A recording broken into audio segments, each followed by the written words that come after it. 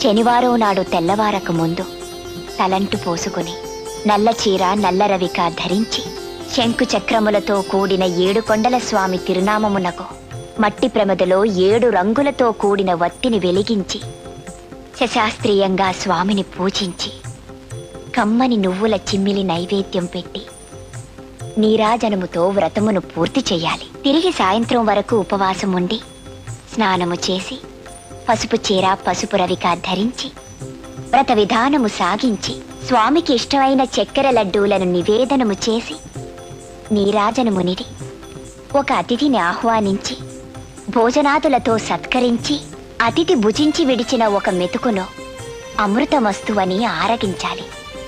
అప్పటికి ఆనాటి శనివార వ్రతం పూర్తవుతుంది. ఈ విధంగా 7 శనివారములు వ్రతమును చేసినచో ఉద్దేశించిన సత్ఫలమును పొందగలరు.